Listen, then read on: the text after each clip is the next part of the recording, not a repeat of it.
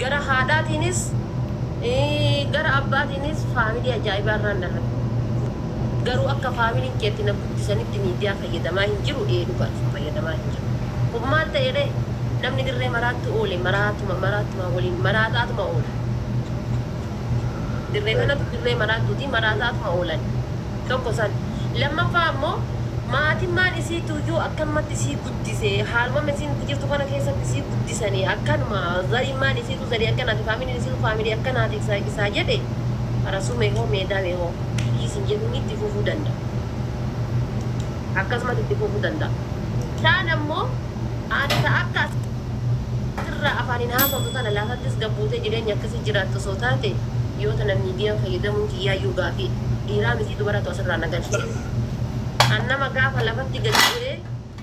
ufii kiyyaa sammuu kiyyaa odeeffadhee ufiin bahee ufiin galu kophaa koo bahee kophaa koo galu jireenya lafarraa irratti nama akka reefitti eeggatu ree nama fakkeenyaaf lafa dhoqqee lafa jiidhaa walitti gadi buutu annama akkasitti eeggatu jireenya lafarraa irratti riyaalitii lafarraa irratti laayiviidhaa fi laayiviin garagaraa na biratti akka abbaan sun itti fudhatetti malee laayivii waan akka birootti fayyadama laayivii kiyya akka biraatti fayyadama kun jireenya kiyya. Deebi namoonni biroo isin duriyyeedha gisee lafarratti gadi buutettis shiishama caatiidha dhugaatima lafarrattis akkanuma godhatti fayyadoo taa'e wani lafarra godhatamu miidiyaa kanarra wani dhokataa jiru hin jiru silaqaata asirraa jallaa jechuudha. Baagiraawundii duubaa durri keenya alhamdulillah nu gurgurudha magaraa keennaa sun ammoo akka ilaalcha isaanii ilaalcha namaa uumaa godhachuu hin danda'u nasuufi. Bareeda inni lammataa ammoo fakkii kana gaafatu barbaadu gaafillee si baay'ise. Anillee omanatti akkasii wal barbaaduu fi waan yaada akka lakkoofsi gaafa akkasii galee yeroo baay'ee ijoollee shamaraa fakkeenya faatee bitti islaamii hunduu guruppii garaagaraa keessaa ijoollee quraana faqaraatu bakka garaagaraa keessa dhufanii waan sirbi dhufaa hojii billahi ishee kana irra jibaa hojii lamna laala faatee jechuu danda'a. Asii hojii jechuun waan nama isaanii yookiin ammoo maqaan isii faatumaa ta'uu danda'a mariyamaa ta'uu danda'a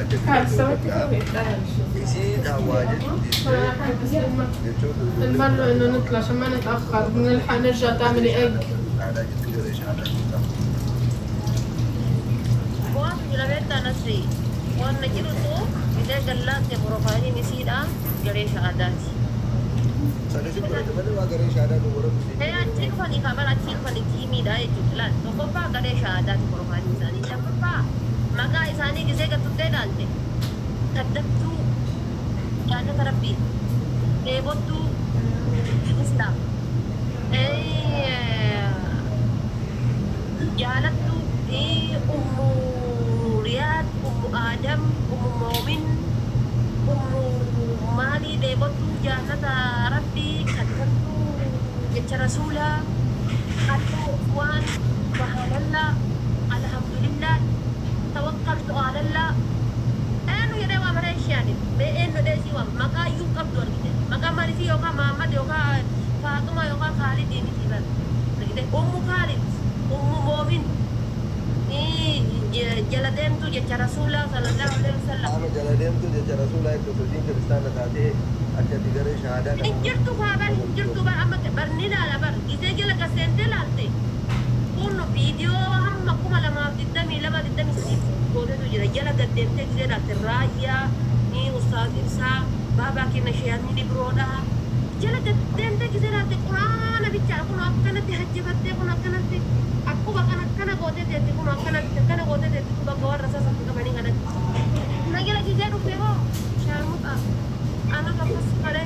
Rabbi aku masih hagot Rabbi ni Rabbi umi dia cakap apa masih hagot dan jika nak masih ada masih Asidente di bakka birodatti me kuno di Rabbi fakka bangkati tanah safa di namoto di bakka pokoknya wallahi itu kan senyala barin sa ira nasi apa mungkin digare ada kerja dalam kosong itu akan berjago atau ke dalam sehingga warna sila amanti beraya berduriu kota Islam ummati di Rabbi terlihat abada sehingga arah halal dan ada Madinah bersih garis ada itu kamu makan di limpah ke bawah balik kawan gua rumah kan ini tuh kendel sebab asli wan toko beku kapdalan atuan di kamu bersih tadi jadi bahasa di pakai profil jalan turun di dua berbanding itu abadan garee kana fakkeenya bakka bu'u. wanti tokko wanta ati beekuu qabduun jira bar nasuur wanti tokko wanta ati beekuu qabduun jira amma sheekonni kenna asirra dhufanii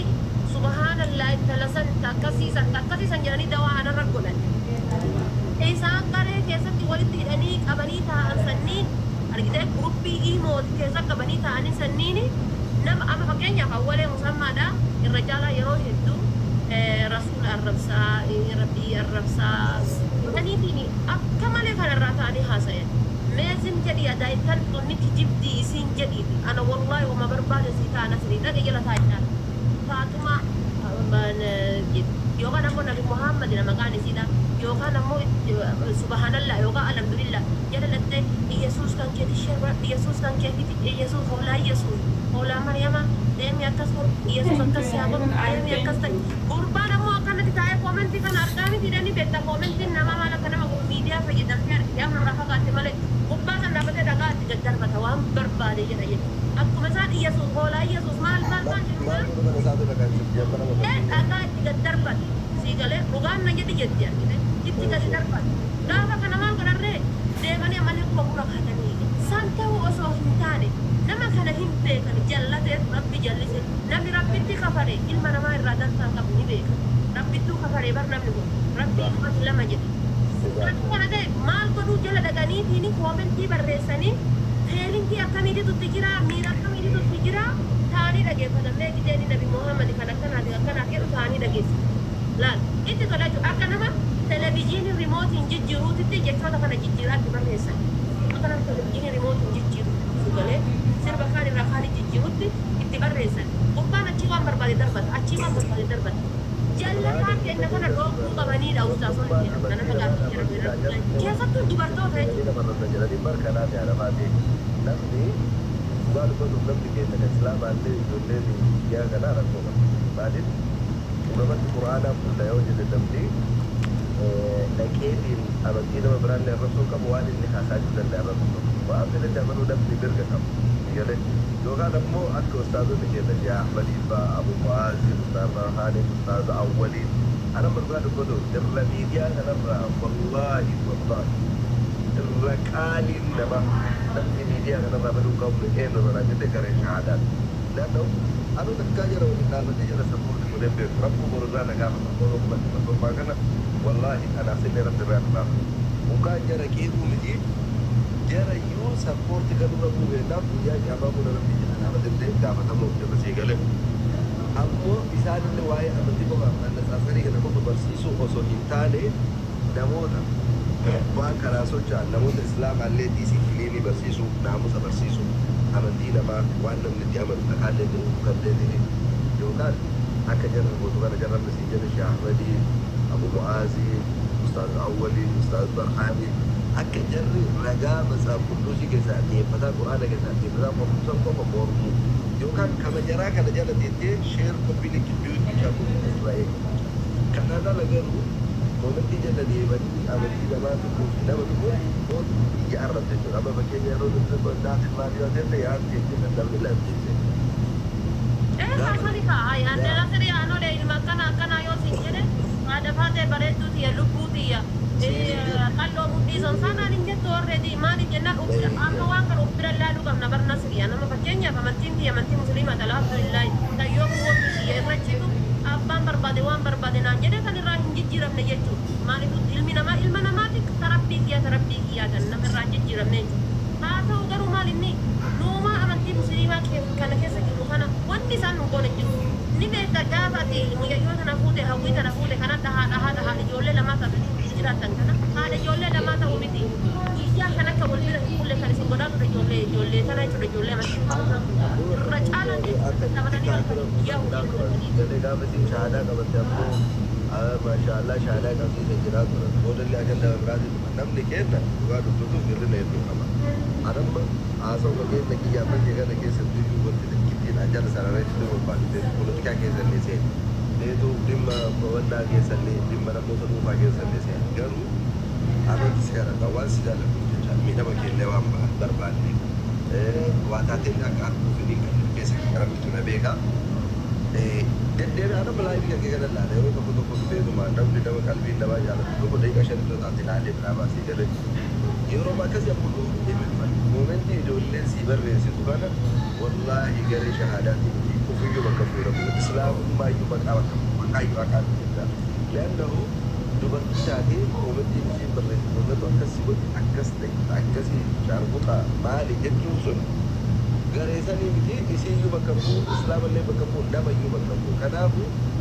ani feetu siyaasa irraallee haasa'e feetu ajandaa nama dhuunfaa irraallee haasa'e garuu yoo ijoolleen maalillee siin jedhan rabbumaaf jecha galii ala guyyaa qablatiin jecha garee shahaadaati waan sababu keessaallee bahe ajandaa sadii yoo maqama garee shahaadaa jedhu yookaas yoo dandeetti ammoatuyyuu jeeratti akkuma natti hin dhufne Nasri allaal anama tokkoffaa laal waan tokko waan situ laal waan tokko waan situ ila laali Nasru waan tokko waan situ ustaazot kennas ani me gaafa rabbi naga jettoo hin non qajeelu agarsi asitti takka amantii keenya arrabsaan jiru amantii keenyallee anaaf jecha namni guyyaa takka maqaa haadha faateetiin jedhee gabbatu kennaaf nabii keenyallee arrabsee hin jiru isaanuma warra fuula hidhatu kanaati warra profaayilii garee shahaadaa baadhatee deemu haadhoggani antakkana ammallee garee shahaadaa jedhee hin arrabse warra profaayilii garee shahaadaa baadhatee deemuu fi binti islaam waan jettu inuma fedhu ammallee sana numa jedha wallahi binti islam binti fi ummu fi wala profaayilii garee shahaadaa taatee inuma fedhu wallahi billahi Nasri osoo akka shaashii kana lafa kaayee deemus si arrabsani bar akka shaashii kana lafa keettee deemtutti yoo asirraa gabbuute wallahi waan isaan dalagani waan isaan aga keessatti isii caali islaama taatee garee shahaadaa kanatti dabalamtee dhageettii rabbi sii kenne kanaan wallahi booloo kan kee hin dabala malee hin irra baatan osoo islaama wanta shari'atti deebitee nullee du'aa isii kanallee rabbiin nama rahmataa isii qabee bultiillee ijaarattee biyya kanarratti warra shahaadaa wali waa'ee islaamummaa waa'ee amantii keetii waan akhlaaqa gaarii ati har'a irratti fakkeenya kana baata udaddeetu osoo waan amma dadhisu kana saayir mammaa ammallee uma bal'uma natti jirtu jiru mataallee mul'attee yookiin amantii islaamaallee waa kattee waan taateeti atama fakkeenya yeroo asirra jirtu argina mana osoo argadlee inni sanaatti namni amma bu'aa bulti bara namni beeku jiru mana kee keessa kophaa qabdu namni si waliin galu jiru addumaa jira amma fakkeenya aduma kana caale osoo namni isii salaattee halkan fuula rabbi dhufte yaa rabbi waan reefu allaa inni rabbi jedhisan dhaadhii siiraa qabutu keenya waan qabde argee tokkollee hin jiru waan siif rabbii kee gidduu namni takkallee hin jiru namni nama qilleensarra arguufi sa'aata akka yoo laayii irratti sa'aata qilleensarra baatee sadii daba madaa kanaafuu dhageettiin ati qabdullee nama takkallee deddeebiin beekamtiin ati qabdullee beekamtii barraa deemtu sadaba dadhabate jaalatamarraa jaalata dabatabame kakaleessa iddoon gaafa sirba ati sirba fooloo si gaafa ati nashiidaa jirtu deebee fooloo si godhu hin malee wanti si jalaa hirratti hin jiru injiru yoo namni ta'e inuma laalitti jedhiifi haadha fa'aatee bidirraa waliin warra ganda namaa arrabsu kanaafi warra ganda namaa arrabsu kanaafi warra amantii namaa arrabsaa oolu kana laali amma deenganda hin argita waliin suudii tuni gaafa walloo farsii jedhanii harsiidhaaf harargee jedhanii jimmaa fi harargeedha wantumaa tuman san inna taa'eetumaan bakka feek akkaawuntii kana numa laala jala taa'eetuma gastiin seenu numa laali haadha kan ta'e akkas godhii fooloo godhi arsii qabee fide haadha kan ta'e akkas godhiiti fooloo godhi jimmaan qabee fide harargee qabee fide fooloo godhi gizela Fatuma Khadija Sabontu Mali binti Islam Mali Ummu Abdal Ummu Mali follow God lan follow lubbu ilma namaa bayaa jirtu kana lubbu miskiina bayaa jirtu kana irra taabattee follow taasisu achi yoo laata silkii biraatiini gara zuumii keessa zuumii miyuutu godhatteeti asiin ammoo lubbuu miskiina baatu gubbaa dhaabattee filattii jechuudha sii galee achi kaatee dhuftee haadha faatee jala rabbi dabalasi haa